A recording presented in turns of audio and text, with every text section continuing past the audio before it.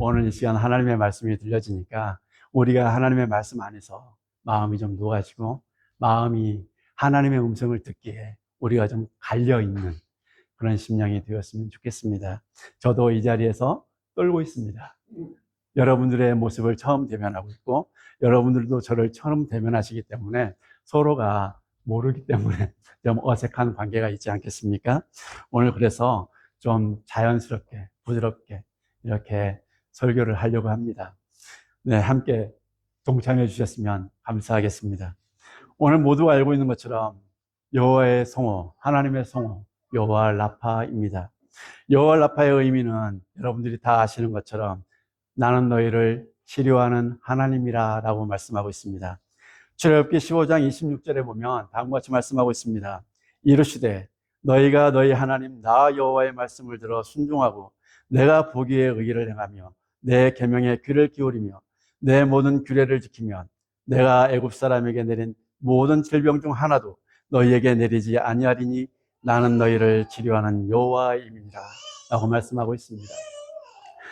하나님은 우리를 치료하시는 분이십니다. 치료하거나 치유하는 것은 우리가 잘 아는 것처럼 회복의 동의어처럼 이렇게 여겨집니다. 회복은 전의 상태로 돌아가는 것을 의미합니다. 치유되어서 아프기 전의 상태로 돌아가는 것은 다른 말로 환원하면 일상으로 회복되는 것, 일상으로 돌아가는 것, 이것을 말하는 것이라고 생각이 됩니다. 아프거나 고통 가운데 있거나 힘들거나 지쳐 있거나 심한 마음에 상처를 입었거나 하면 우리에게 무엇이 필요합니까? 치료나 치유가 필요합니다. 왜냐하면 일상이 무너지기 때문에 그렇습니다. 아침에 일어나서 학교를 가거나 회사에 출근을 하는 일을 우리가 할 수 없게 되기 때문이죠.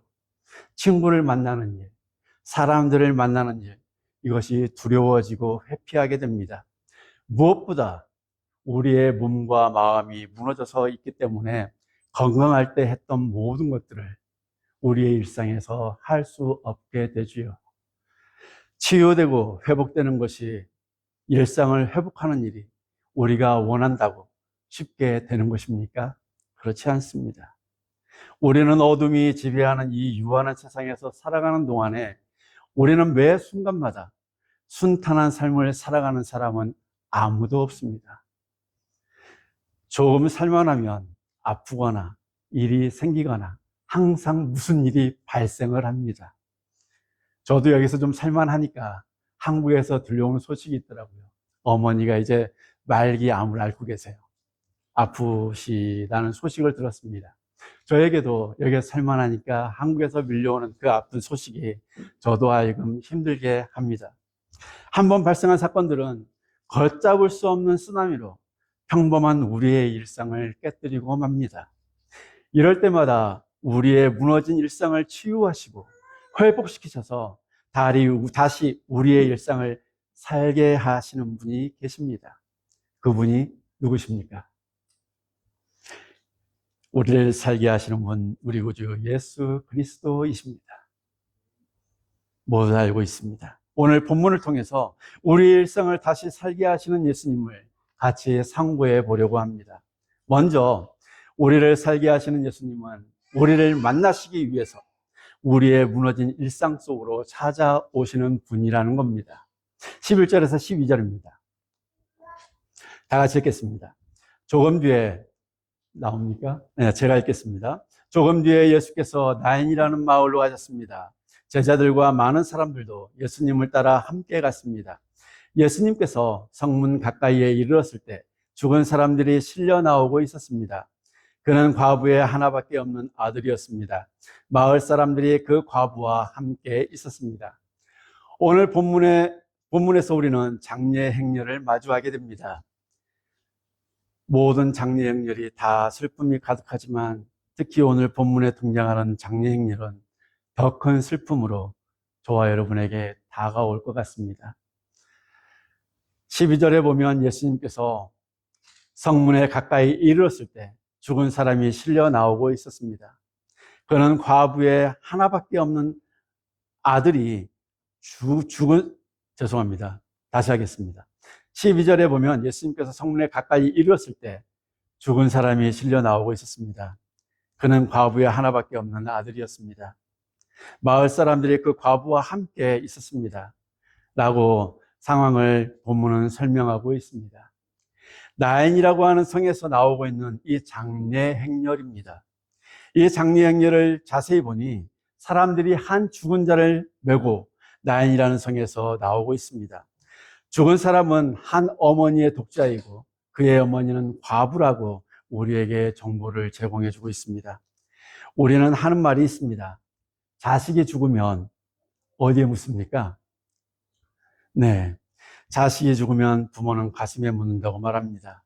언제 남편을 잃었는지 모르지만 홀로 된 몸으로 어떻게 하나뿐인 아들을 키웠을지 상상이 되기도 합니다.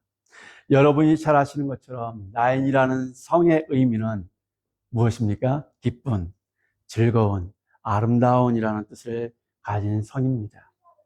이 당시에 홀로 된 여인, 과부의 인생은 인정받지 못한 삶이었습니다. 법적 보호자가 없는 여인의 삶은 말 그대로 비참함입니다. 경제적으로나 사회적으로나 억눌린 삶을 살 수밖에 없었습니다.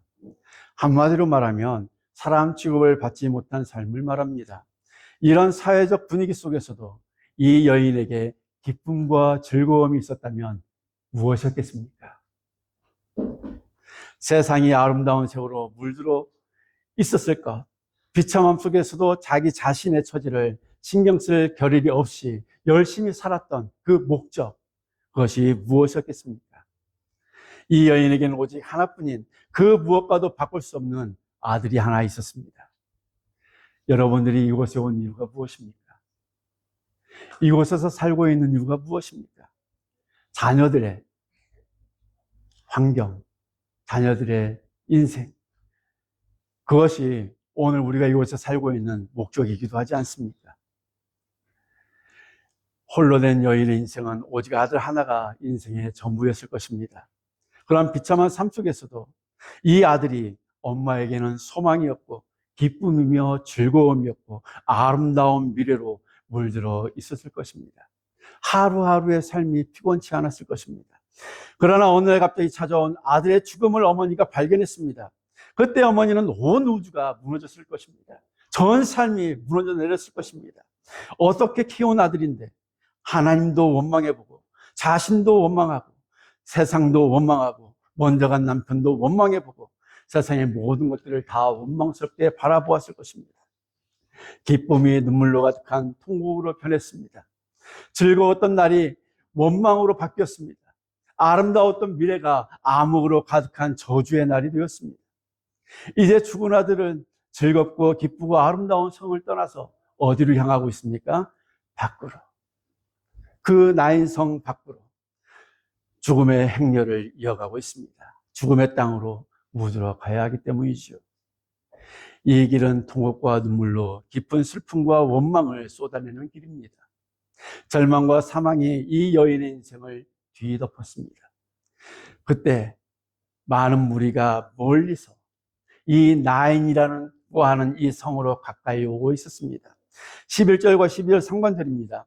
조금 뒤에 예수님께서 나인이라는 마을로 가셨습니다. 제자들과 많은 사람들도 예수님을 따라 함께 갔습니다.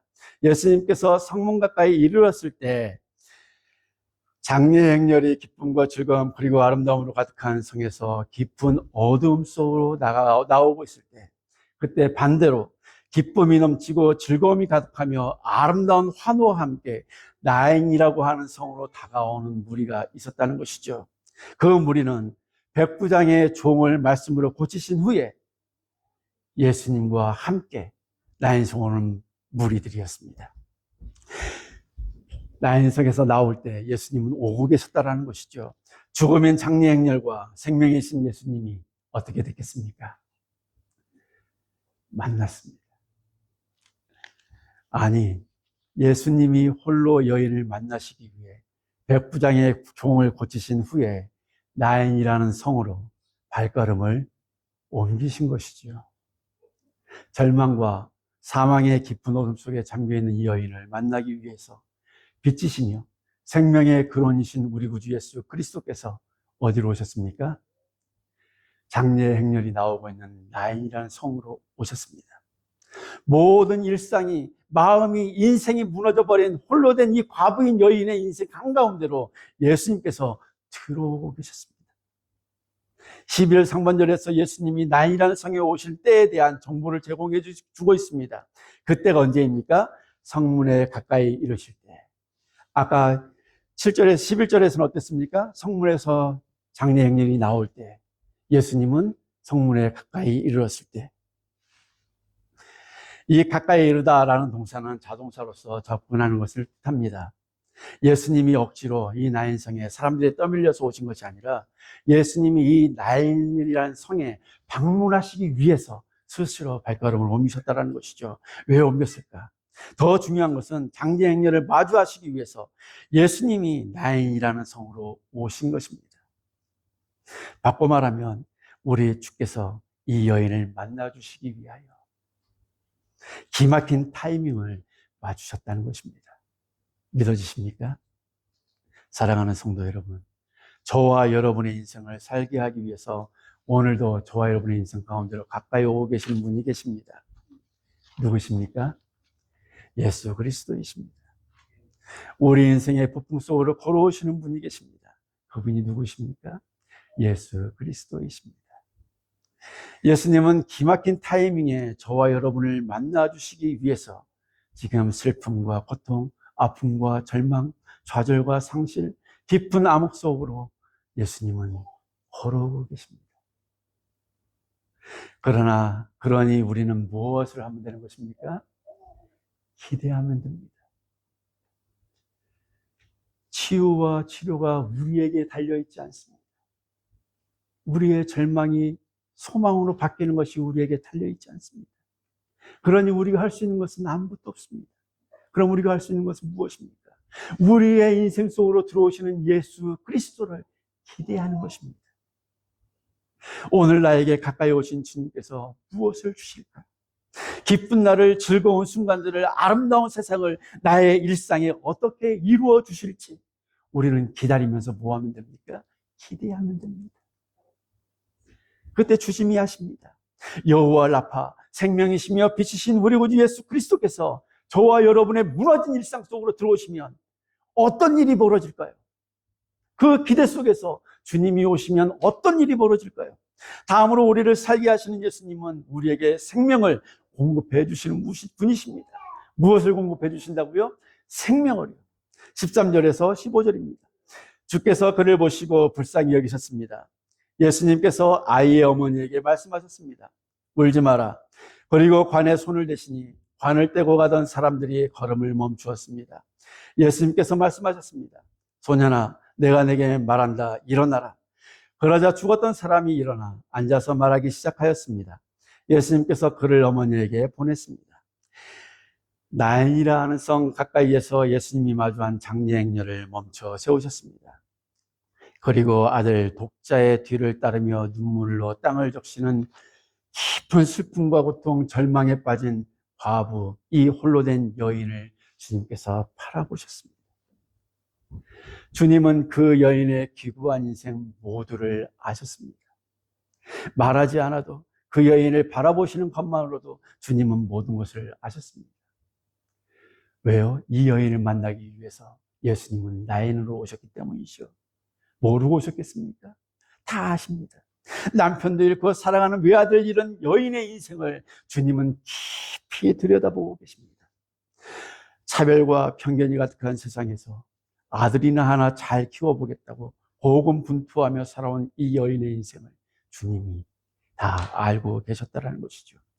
이제 완전히 홀로 된 이 여인을 바라보시는 주님의 마음에 이 여인에 대한 무엇으로 가득 찼겠습니까? 사랑입니다. 본문에서 주님이 불쌍히 여기다라는 것은 이 복음서에서는 메시아적인 의미를 가지고 사용되는 단어입니다. 이 단어의 뜻은 동정하다, 간절히 열망하다라는 것입니다. 메시아적인 의미를 담아서 메시아로서. 메시아라는 단어가 무엇입니까? 네, 다 아시는데 말씀을 안 하시는군요. 구원자, 구세주 아닙니까? 그래서 이 단어는 단순히 불쌍히 여긴다는 의미보다 이 여인에 대한 예수님의 깊은 사랑을 보여주는 단어입니다. 이 여인을 보신 예수님은 그 사랑을 이 여인에게 어떻게 보여줄 수 있을까? 어떻게 증명할까? 어떻게 확인시켜 줄까? 라는 이 단어에 포함되어 있다는 것이요. 내포되어 있다는 것입니다. 그래서 이 여인에게 당신이 이 여인을 바라보시면서 불쌍히 여기시는 이 간절한 사랑을 이 여인의 인생 가운데 실현시켜줄 수 있는 유일한 분이시기 때문에 이 메시아적인 의미를 가진 단어를 사용하심으로 해서 자신이 구원자 되심을, 자신이 이제 이 여인을 구원할 수 있음을 우리에게 보여주고 있는 것이죠. 그래서 우리는 기대하는 것입니다. 주님이 우리의 구원자이시니까, 우리를 불쌍히 보시는 분이니까, 구원자 되신 우리 주님이 하염없이 울고 있는 이 여인에게 말씀하셨습니다. 뭐라고 말씀하셨습니까? 울지 마라. 여러분 울고 계십니까? 주님이 여러분의 심령 가운데 말씀하십니다. 울지 마라. 타락한 세상에서 타락한 인생들에게 사랑을 보여줄 수 있는 유일한 분, 죄 없으신 우리 구주 예수 그리스도, 오직 한 분뿐이십니다. 그 사랑은 골고다 언덕 위에서 완성하셨습니다. 그 사랑을 받은 우리가 오늘 이 예배당에서 성삼위 하나님을 예배하고 있지 않습니까? 그 사랑이 오늘 이 여인에게 어떻게 이루어지는지 14절과 15절을 보면 다음과 같이 말씀하고 있습니다. 그리고 관에 손을 대시니 관을 메고 가던 사람들이 걸음을 멈추었습니다. 예수님께서 말씀하셨습니다. 소년아, 내가 네게 말한다. 일어나라. 그러자 죽었던 사람이 일어나 앉아서 말하기 시작하였습니다. 예수님께서 그를 어머니에게 보냈습니다. 하염없이 눈물을 흘리며 여인을 보시고 불쌍히 여기신 예수님이 말없이 관에 손을 대셨습니다. 울지 마라 하신 예수님이 관에 손을 대셨습니다. 예수님께서는 관에 손을 대시는 것이 부정하다는 것을 모르셨을까요? 아셨습니다. 그러나 예수님께는 그것이 관심이 됐습니까? 관심의 대상이 아니시오. 부정하든지 뭐하든지 중요한 건 율법을, 사람들이 정해놓은 율법을 지키는 것이 중요한 것이 아니라 예수 그리스도 하나님의 사랑을 보여주는 것, 이것이 중요하다는 것입니다. 무엇보다 중요한 것은 모든 사람들에게 외면받고 천대받던 이 여인에 대한 주님의 사랑을 보여주는 것이고 행동하는 것입니다. 그리고 주님이 말씀하셨습니다. 소년아, 내가 네게 말한다. 다 같이 하겠습니다. 일어나라. 네, 감사합니다. 일어나라. 어떤 일이 일어났습니까? 그 즉시 죽었던 자가 일어났습니다. 태초의 말씀으로 세상을 만드신 것처럼 주님이 말씀으로 죽은 자를 일으켜 세우셨습니다. 생명 없는 자에게 생명을 불어넣어 주셨습니다. 죽었던 자가 일어나 호흡도 하고 말도 하고 일어나기도 하며 앉기도 합니다.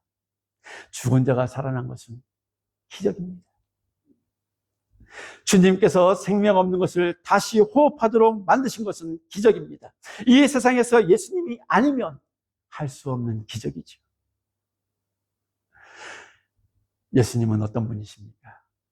생명을 있게도 하시고 생명을 없게도 하시는 분이십니다. 만약 이 선한 이웃 교회에 죽었던 사람이 살아난 역사가, 이 기적이 일어났습니다. 어떻게 되겠습니까? 여러분들의 표정은 이렇지 않을 것입니다. 놀라움으로 환호하고 하나님을 찬양하고 경배할 것입니다. 소문이 금세 온 오클랜드, 이 뉴질랜드 교계, 아니 한국에까지 전 세계로 퍼져나갈 것입니다. 매스컴도 타겠죠. 많은 사람들이 죽었다 일어난 사람을 보기 위해서 몰려올 것입니다. 기적이 일어난 교회이기 때문에 더 많은 사람들이 올지도 모르겠습니다.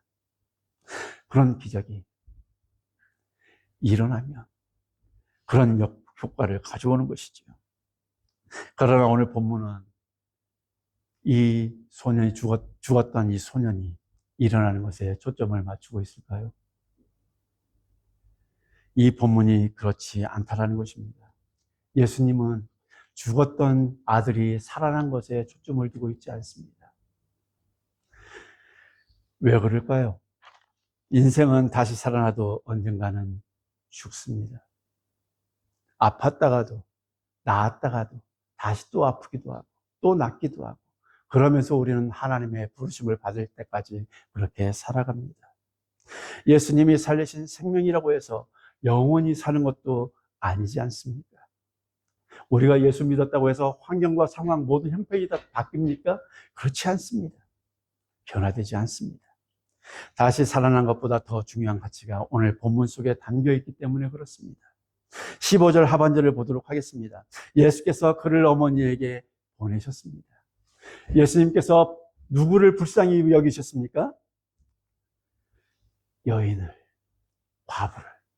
오늘 쉬운 성경에서는 그를 불쌍히 여기셨다고 말씀하고 있는데, 이 원어에는 대명사 3인칭 여성 단수로 사용되고 있습니다. 그래서 대부분의 성경은 과부, 그녀라고 번역을 하는데, 오늘 이 교회에서, 선하님 교회에서 사용하는 이 본문에서는 그를이라고 표현하고 있습니다. 그래서 그 대상이 누구인지에 대해서 명확하지 않는데, 오늘 그를 불쌍히 여기셨다라고 했을 때 그는 이 과부를 두고 하시는 말씀입니다. 죽은 소년을 불쌍히 여기신 것이 아니라 누구를 불쌍히 여기셨다고요? 네, 과부를요. 아들을 잃은 과부를 불쌍히 보셨습니다. 그럼 이 아들 때문에 예수님께서 나인성으로 오신 것입니까? 그렇지 않습니다. 과부 때문에 나인성으로 예수님께서 오셨습니다. 본문은, 그리고 예수님은 과부 홀로 된 이 여인에게 관심이 있습니다. 죽은 아들이 살아난 것으로서 본문이 끝났다면 죽은 자가 살아난 기적을 중심으로 본문을 기록했을 것입니다. 그러나 죽은 자가 살아난 기적보다 오늘 본문에 등장한 이 여인의 변화에 더 주목하고 있다는 것입니다. 본문은요, 죽은 자가 살아난 것만이 기적이 아니라 우리가 일상을 잘 살아가는 것도 또한 오늘 본문 속에서는 기적이라고 우리에게 말씀해주고 있습니다. 믿어지십니까? 오늘 여러분이 평범한 일상을 살아가는 이 모든 것들이 다 주께서 우리를 돌보시는 기적이라는 것을 믿으십니까? 믿어지십니까? 죽은 자가 살아나도 환경이나 상황이 바뀌는 것이 아닙니다. 신분이 갑자기 바뀌는 것도 아닙니다. 아들이 죽기 전에 형편과 다르지 않습니다. 사람들의 시선이나 태도나 이런 모든 것들이 지위가 달라지지 않을 것입니다. 그러나 한 가지 확실하게 변화되는 것은 있습니다. 예수님께서 말씀으로 이렇게 세우신 이 아들을 누구에게 주셨습니까? 어머니에게 주셨다, 보내셨다라고 본문은 표현하고 있습니다. 보내셨다. 죽은 아들이 살아나면 그냥 누워도 어떻게 하시겠습니까? 여러분 같으면 죽었던 아들이 일어났습니다. 바로 달려가서 끌어안고 입 맞추고 하시지 않으시겠습니까? 물고 빨고 하지 않으시겠습니까? 그런데 주님께서 살아난 아들에게, 살아난 아들을 그 과부에게, 어머니에게 돌려보내셨다라고 본문은 기록하고 있습니다. 보내셨다, 주다라는 단어는 디도미라는 단어인데, 이 단어는 선물을 줄 때, 은사를 주실 때 사용되는 단어입니다. 예수님이 이 여인에게 아들을 주신 것은 무엇이라는 겁니까? 선물이라는 것입니다. 선물. 하나님의 소유인 생명을 다시 살리셔서 이 여인에게 주신 것은 예수님의 사랑의 선물이라는 것입니다. 여러분, 한번 생각을 해보십시오. 선물을 받으면 기분이 어떻습니까? 네, 좋습니다. 그 선물의 크고 작음을 떠나서, 그리고 기쁨의 척도가, 크고 작음의 척도가 되지는 않죠. 크고 작던 받으면 좋습니다. 마음에 들고 안 들고 이건 둘째입니다.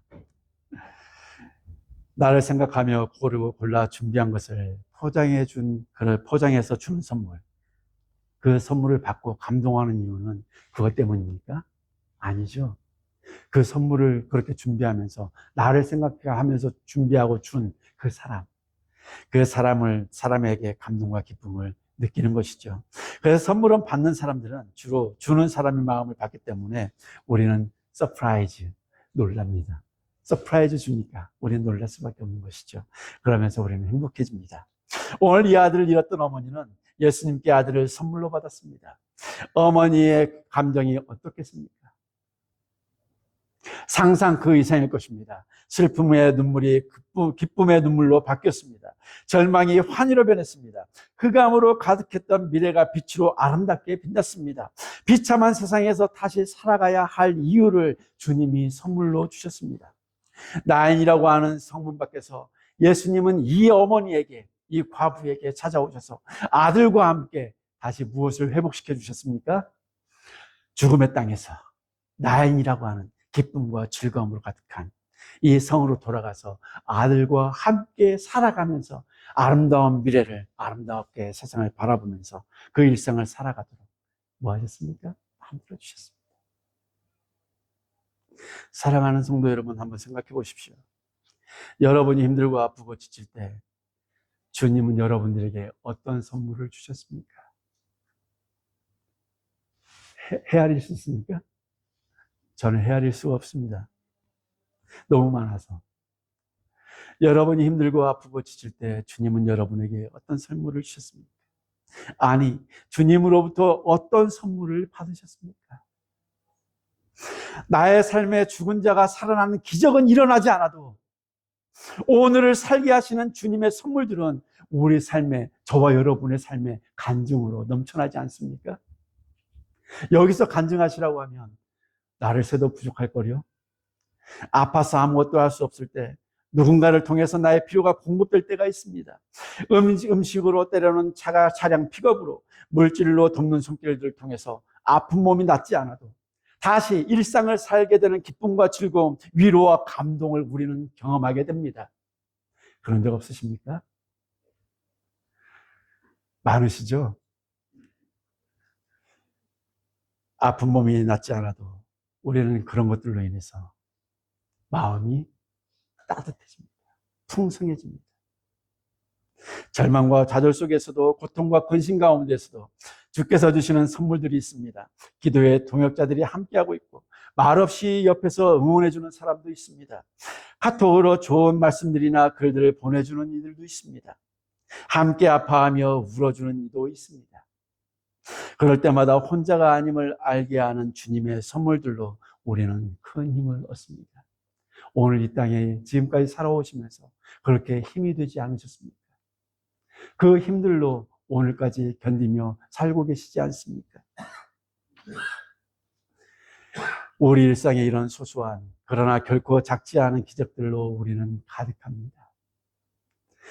사람을 통해 받은 상처를 사람으로 치유하시고, 환경을 통해서 나빠진 상황도 주의 인도하심으로 변화하는 환경을 경험할 때가 많이 있습니다. 오늘 우리가 이방인으로 이 뉴질랜드에 뿌리 내리고 살아가고 있는 것도 우리를 살게 하시는 예수님의 기적입니다. 그렇다고 한국에 돌아가신 분들이 기적이 아니라는 것이 아닙니다. 또 한국에 돌아가신 분들은 한국에서의 또 다른 예수 그리스도의 기적이 일상 속에서 이루어질 것이기 때문입니다.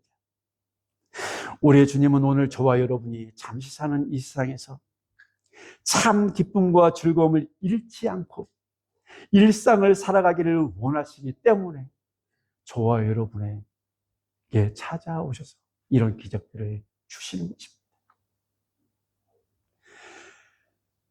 그 일을 위해서 저와 여러분을 사랑으로 주님은 돌보고 계시고 지키시면서 오늘도 홀로 어둠 속에 저와 여러분들을 내버려 두지 않으십니다. 그분이 누구시라고요? 우리 구주 예수 그리스도이십니다. 예수님은 우리 일상에서 당신의 그 크신 사랑을 실현시키시기 위해서, 기적을 일상으로 살아가도록 하기 위해서 오늘도 저와 여러분보다 더 열심을 다해서 일하고 계신 분이 바로 예수 그리스도이십니다. 그분이 절망과 고통과 아픔과 슬픔 속에서 지내야만 하는 저와 여러분들에게 생명을 공급하고 계십니다. 왜 예수님은 우리에게 생명을 공급하심으로 오늘을 살게 하실까요? 마지막으로 우리를 살게 하시는 예수님은 우리와 영원히 함께 하시며 돌보시는 분이시기 때문에 그렇습니다. 16절에서 17절입니다. 사람들 모두가 두려움에 휩싸였습니다. 사람들은 하나님께 영광을 돌렸습니다. 위대한 예언자가 우리 가운데 나타났다. 하나님께서 당신의 백성들을 돌보아 주셨다. 예수님에 대한 이 이야기는 온 유대와 그 근방에 두루 퍼져나갔습니다. 이 상황을 목격한 모든 사람들이 두려워했습니다. 그 두려움은 호랑이 앞에서 두려워하는 것이 아니죠. 큰 사건 속에서 생명이 살아나고 한 여인의 가정이 회복되는 것을 바라보면서 지극히 높으신 하나님의 임재 안에서 두려워하는 것입니다. 그리고 일어난 모든 일에 대하여 하나님께 영광을 돌렸습니다. 이곳에 있는 모든 사람들이 하나님의 임재를 경험했습니다. 무엇보다 죽은 아들이 살아나서 인생이 바뀐 이 여인의 변화를 바라보면서 모든 사람들이 한 목소리로 고백했습니다. 16절 하반절입니다. 뭐라고 고백했습니까? 하나님께서 당신의 백성들을 돌보아 주셨다. 믿으십니까? 아멘. 여기서 돌보셨다라는 단어는 주의 깊게 바라보다, 조사하다의 뜻으로 사용되는 단어입니다. 그냥 돌보신 것이 아니라 한 사람의 인생을 주의 깊게 아버지께로부터 보냄을 받은 이 세상에서 살아온 모든 날들을 우리 주께서 뭐 하셨다는 것입니까? 모든 순간순간마다 주의 깊게 바라보셨다라는 것입니다. 오늘도 저와 여러분들 이렇게 주의 깊게 바라보고 계시는 분이 계십니다. 한순간도 놓치지 않고 바로 우리 주님이십니다. 아이들이 놀이터에서 놀고 있으면 어떻습니까? 부모님이 따로 저기 가서 대화하고 그러십니까? 위험하죠. 놀이터는 어떻게 될지 모르니까 시선이 어디에 가 있습니까? 다른 사람과 얘기해도 그 시선은 자녀에게 가 있습니다. 다른 사람과 먹고 커피를 마신다 해도 내 관심은 어디에 가 있습니까? 자녀에게 가 있습니다. 혹시나 다치지 않을까. 주의 깊게 항상 모든 시선, 모든 신경이 다 자녀에게 쏠려 있습니다. 놀고 있는 그 순간. 왜? 모든 것들이 안전하지 않으니까. 그렇게 주의를 기울여 바라보고 계신 분이 저와 인생을 바라보고 계신 우리 구주 예수 그리스도이십니다. 지금도 우리 구주 예수 그리스도께서 저와 여러분을 주의 깊게 바라보고 계십니다. 그래서 요한복음 14장 18절에 보면 다음과 같이 말씀하고 있습니다. 내가 너희를 고아와 같이 버려두지 아니하고 너희에게로 오리라 말씀하시죠. 버려두지 않는다는 것은 예수님이 다시 오시겠다는 것이죠. 그러나 남아있는 우리는 어떻습니까? 다시 오실 때까지 성령 하나님께서 저와 여러분과 함께 하시겠다는 것이죠. 저와 여러분을 이 땅에 고아와 같이 내버려두지 않으신다고 약속하셨습니다. 우리와 영원히 함께 하시며 돌보시는 역할을 하시겠다라고 예수님은 약속하신 것이죠. 그 약속이 오늘 본문에서는 사람들의 입을 통해 하나님께서 자기 백성을 돌보셨다라고 나타났습니다. 오늘 목사님이 수술을 받으시고 회복되시고 사모님께서도 수술을 받으시고 지금 회복 가운데 있습니다. 이것을 바라보면서 우리는 아까 기도하는 마음에 들었고 또 고백했습니다. 뭐라고 고백했습니까? 하나님이 하셨습니다. 아멘. 하나님의 은혜입니다. 하나님의 영광입니다. 그렇게 오늘 나를 살리심으로 인해서 주위 사람들로 하여금 그것을 포기하신다는 것이죠. 고백하도록 만드는 것입니다.